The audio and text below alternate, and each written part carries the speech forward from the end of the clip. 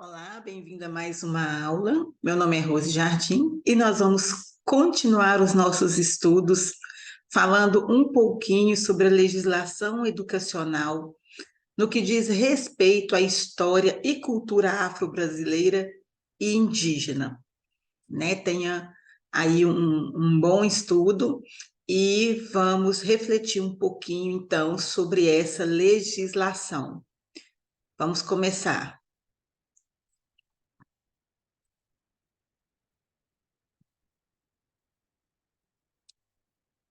A Lei número 11.645, do dia 10 de março de 2008.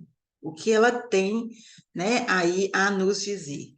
Essa lei, ela altera a lei número 9.394, de 20 de dezembro de 1996, né, modificada pela lei número 10.639, de 9 de janeiro de 2003, que estabelece as diretrizes e bases da educação nacional para incluir no currículo oficial da rede de ensino a obrigatoriedade da temática História e Cultura Afro-Brasileira e Indígena.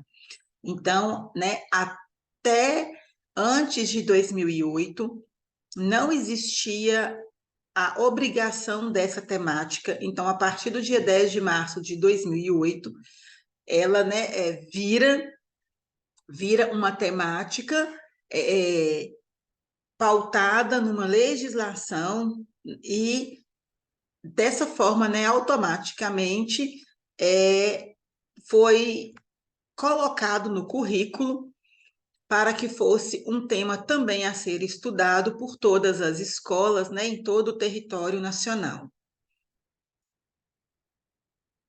No artigo 26, na linha A, traz o seguinte: nos estabelecimentos de ensino fundamental e de ensino médio, públicos e privados, aqui, olha, gente, uma pegadinha de concurso, tá? Porque costuma aparecer aqui só públicos, né? Ou às vezes aparecer só privados, mas geralmente só públicos. Torna-se obrigatório o estudo da história e cultura afro-brasileira e indígena. Então, qualquer instituição, né? Seja ela privada ou pública, ela tem a obrigação de trabalhar esse tema.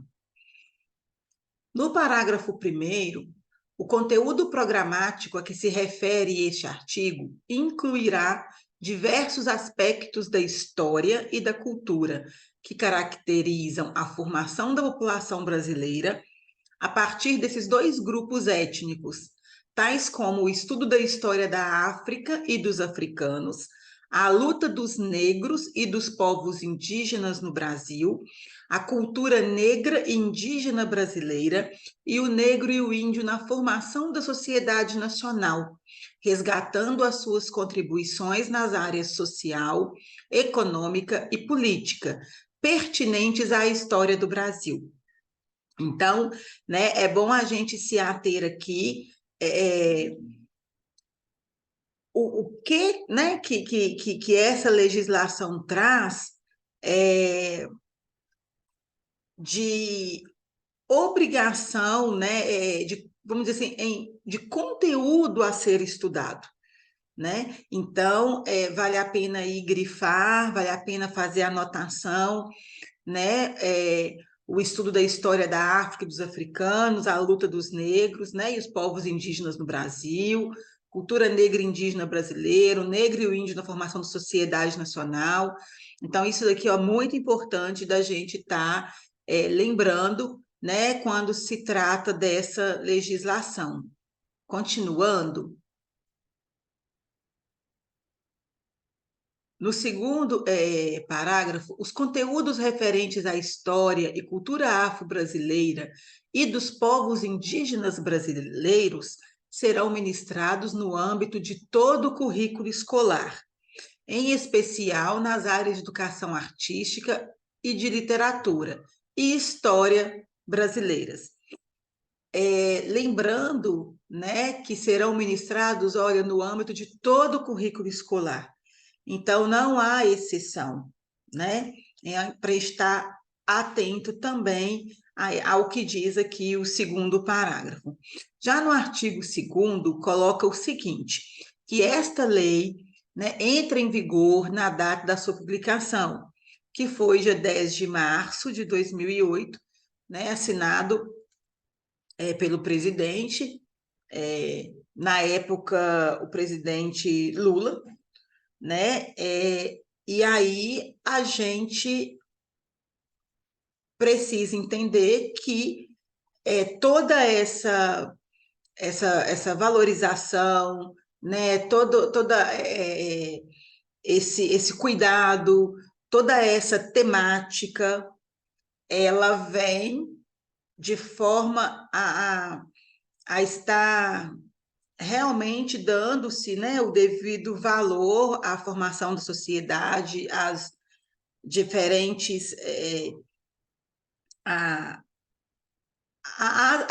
aos diferentes, né, povos que contribuíram para que, né, toda essa história linda brasileira que nós temos aí fosse construída. Então, até 2007, né, isso não era obrigatório, a partir do 10 de março de 2008, passa a ser obrigatório e a gente não pode esquecer disso. Combinado? Continuando, as leis de número 10.639, né, 03, e 11.645, 08, vieram pela necessidade de políticas de reparação, né? Não se trata unicamente de transformar um foco etnocêntrico europeia por um africano ou indígena, mas de expandir os currículos e fazer com que a escola, né, tenha a base para enfatizar e valorar a diversidade racial, cultural, econômica, etc. Né, o que eu acabei de dizer, né, para estar dando valor aí, valorizar esses diferentes povos, né, essas culturas diferentes que vieram contribuir aí na formação da nossa sociedade brasileira. Então, né, elas vieram com o objetivo de trazer essa valorização.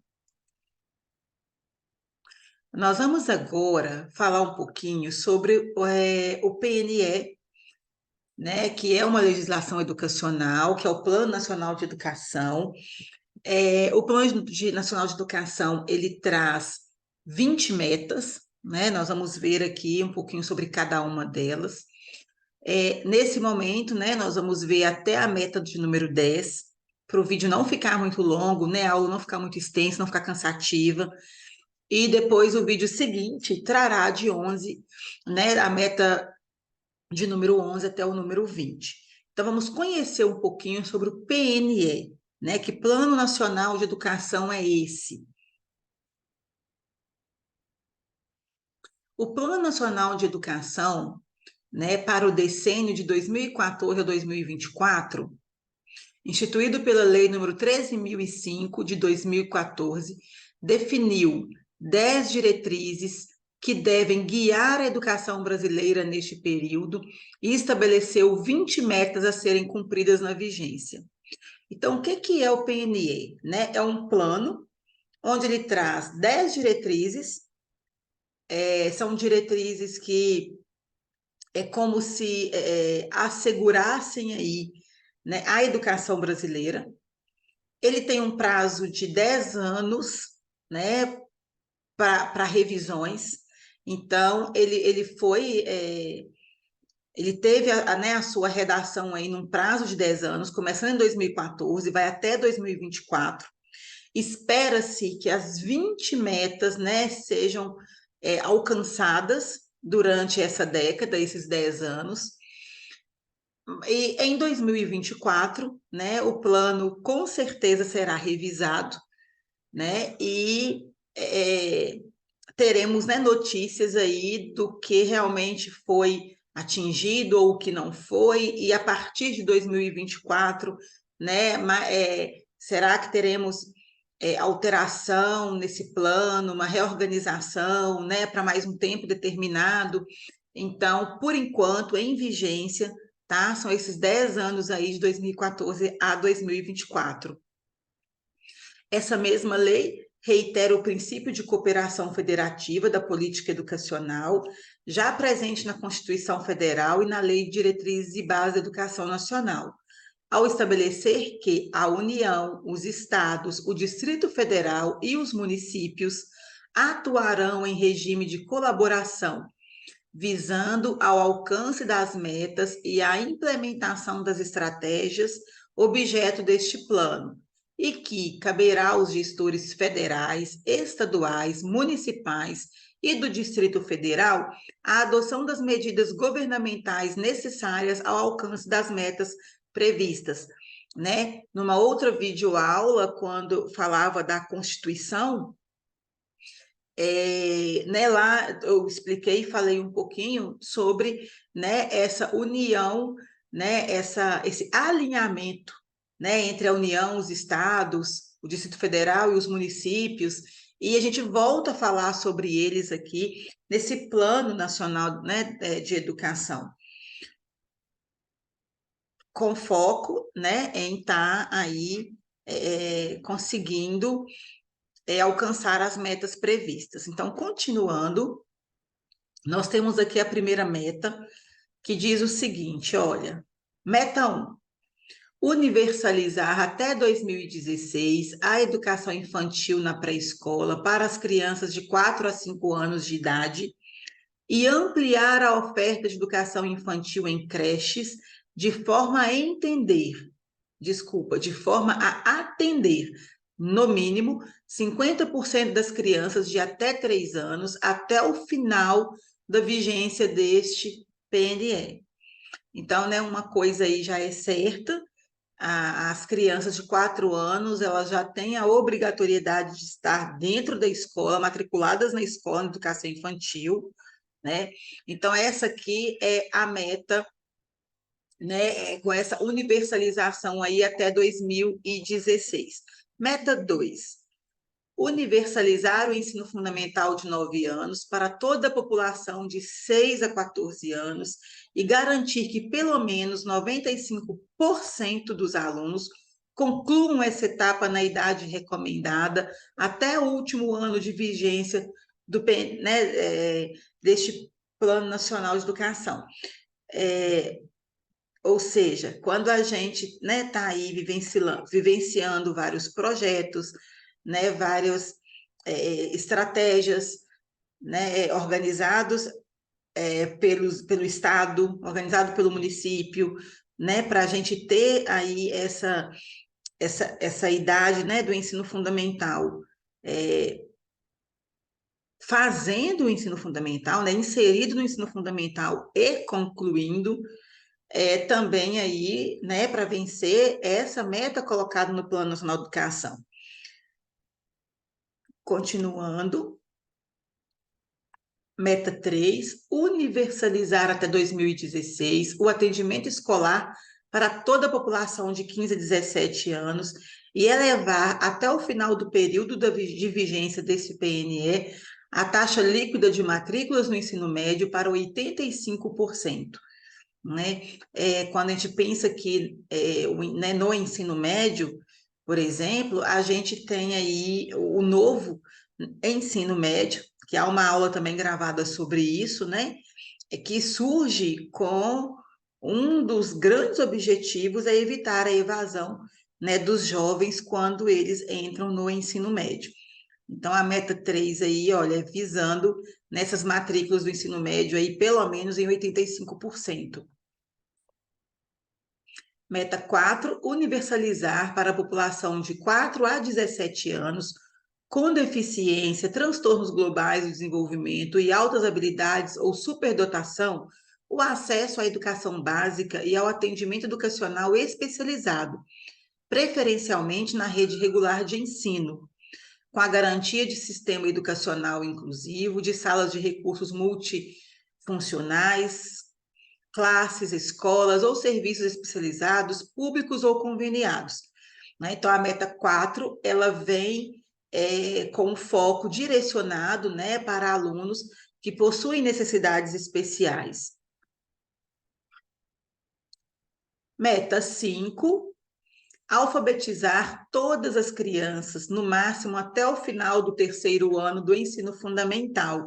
Então, aqui já é voltado para a alfabetização, né? Conseguir alfabetizar essas crianças num tempo aí, né, previsto, que é até o final do terceiro ano. Meta 6, oferecer educação em tempo integral em no mínimo 50% das escolas públicas, de forma a atender pelo menos 25% dos alunos da educação básica. E atualmente nós já temos, né, escolas públicas com o período integral, né, o tempo integral, e a cada ano que passa, mais escolas vão sendo inseridas nesse, nesse projeto, né, para oferecer essa educação. Então, a meta 6, ela vem, né, aí com uma porcentagem a ser alcançada. A meta 7, ela vem fomentar a qualidade da educação básica em todas as etapas e modalidades, né, com melhoria do fluxo escolar e da aprendizagem, de modo a atingir as seguintes médias nacionais para o IDEB. Né? A gente sabe, existe toda uma avaliação, né, toda uma estatística dentro dos resultados dos alunos da escola pública.